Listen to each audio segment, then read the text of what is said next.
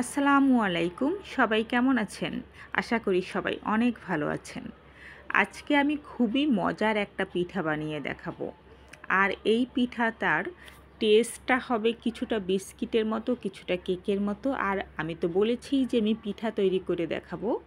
পুরা রেসিপিটা আপনারা দেখলেই বুঝতে পারবেন।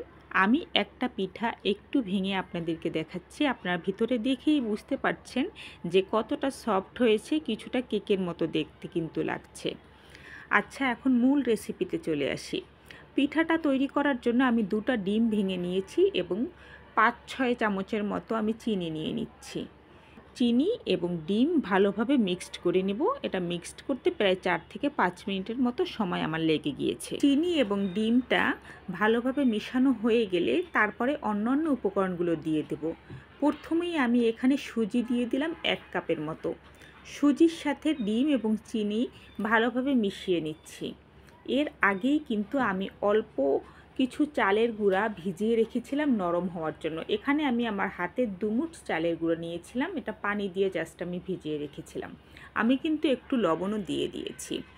এর ভিতরে আমি আরও কিছু বাটার দিয়ে দিলাম এবং কিছু কালো জিরা দিয়ে দিলাম এবং আরও একটু লবণ দিয়ে দিলাম।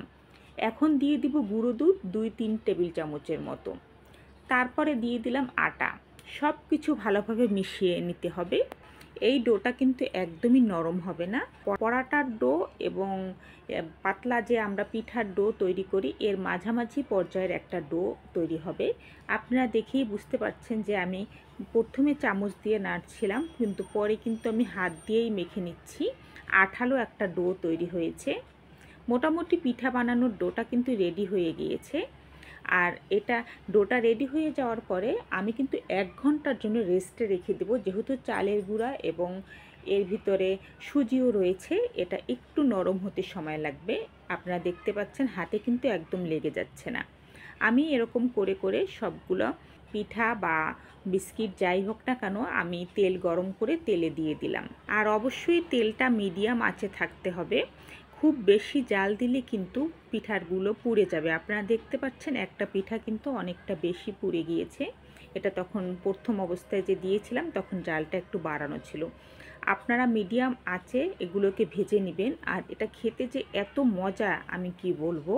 আমি তুলে নিচ্ছি আমার কিছু কিছু পিঠা যেগুলো লাল হয়ে গিয়েছে সেগুলো তুলে নিচ্ছি এবং বাকিগুলো আমি আবারও উল্টিয়ে পুল্টিয়ে ভেজে নিচ্ছি। অবশ্যই আমি চাই যে যারা ভিডিওটা দেখছেন তারা বাসায় ছোট বাচ্চাদের জন্য এটা তৈরি করে দিবেন। এটা কিন্তু অনেক পুষ্টিগুণে ভরপুর, যেহেতু এখানে সুজি, চালের গুঁড়া, ডিম এবং চিনি সব কিছুই রয়েছে।